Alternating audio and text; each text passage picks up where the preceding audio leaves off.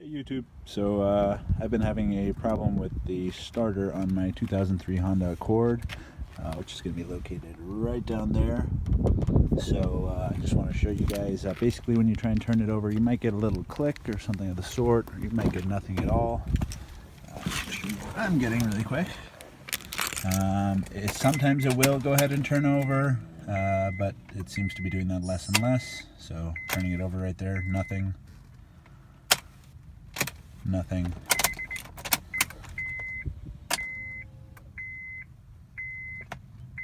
You might hear like a little click coming or something like that as it's trying to get that starter motor to work. I don't know if you guys can hear that down there.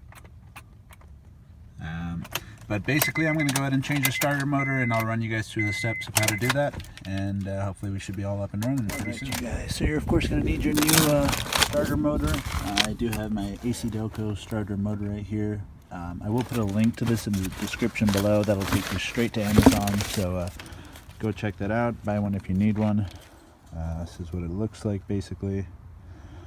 You have your power connectors on the rear right there, as well as a crimp style connector, which is going to be that top black one. 2 bolts on it, top and bottom. A 10 millimeter extended depth socket or a 10 millimeter wrench to go ahead and get the battery retainers off. The positive cable should be 13s.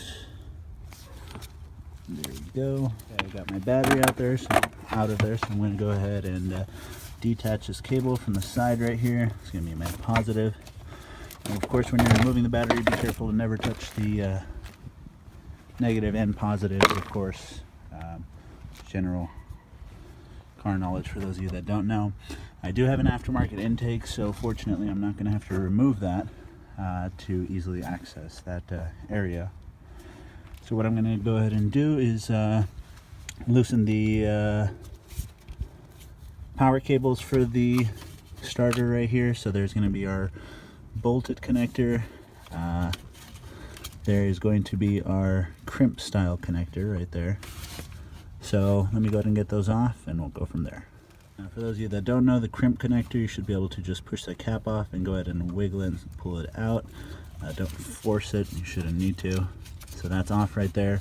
I'll let you know what size that one on top right there is. Definitely going to be a 12. I have my 12 millimeter socket attached to it, and let me get that firmly seated on there. And it does take a little bit of force, nothing too crazy.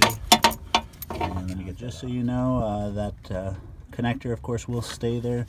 The nut most likely will fall into the cap right over there, so make sure you get it out of there and that it does not fall. So the first bolt is going to be right down there on the starter motor. So it should be, see your power connectors right over there, should be straight back right over there. I believe that's going to be a 17. That is what I have in hand right here. So let's go ahead and see whether that's a fit. And just to let you guys know, that is going to be a little bit of a pain to reach. I was actually trying to use an extension, however I didn't have one, so I used my, can't remember the name of that, but basically the maneuverable extension, if you want to call it that, to go ahead and reach down there. If it is taking too much pressure, go ahead and grab a jack handle or something of the sort, slide it over the end of your wrench, and that should give you a little bit more leverage. You can actually see the second bolt for that starter right down in there. It's right underneath there, right there. My finger's resting on top of it. Now, if you don't know where it is, of course, use your other starter as your new starter as a point of reference. You can see that it's basically straight underneath where that other bolt is. So with this one being right up here, the other one was diagonal straight down.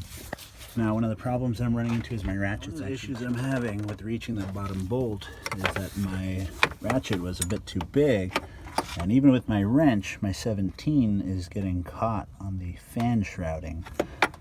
So it's really quite a pain to go ahead and line it up to where I actually had a little bit of leverage. What I did is I placed it in between the fan blades right down there and hooked it up, and that gave me just a little bit to go ahead and break the tension in that bolt. So I was able to get them out. There's going to be our bottom bolt is going to be the long one. Top bolt is going to be the short one. There's my starter motor right there. And let's see. Oh, and it slipped. Let's see what the best way is to get this out of here. Now that it's gone ahead and fallen down even further. Since I have my intake, I'm able to pull this up just right near the where the battery caging is, where the intake is. I don't know if you guys are going to have the same luck with that if you do have a stock intake. But there is the little troublemaker. And there's my new one. You can see right there. Same bolts, locations, same setup, all that good stuff. And I'm basically going to go ahead and reverse the procedures and install this. Alright you guys, so I got my new starter in. Basically just followed the same way in, lined it up, held it up with the right while I threaded in the top bolt with the left. I threaded it in all the way, that way I wouldn't have to sit and hold it while I was lining up the bottom one. And I screwed in the bottom one. Let me go ahead and get these connections on. First, the crimp style connector. You can see kind of a little spot where where it slides over and onto the connector, and you just line it up and push it in like I just did. You'll feel it kind of click lightly, and that's it. You're all connected. Let me get this top one. I'm going to remove that bolt, or nut, excuse me, and then throw that positive power lead over top of it, and throw the bolt back over the top of both of those, or nut rather. So let me go ahead and get this off really quick. And be careful not to drop it, of course. I didn't take it off earlier because there are washers underneath it that I didn't want to drop. Let me go ahead and set this down. Actually, I'm just going to hold on to that. Let's hope I don't drop it. Filming and doing this with one hand is not very easy. Unfortunately, my tripod adapter broke, so that's why I'm having to hold my camera rather than having it set.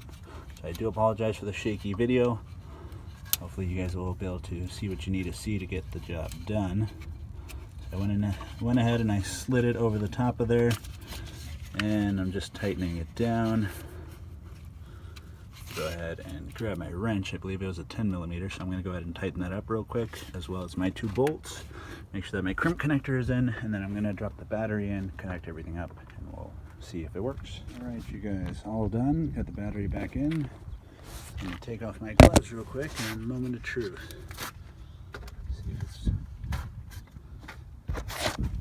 See if my baby's back.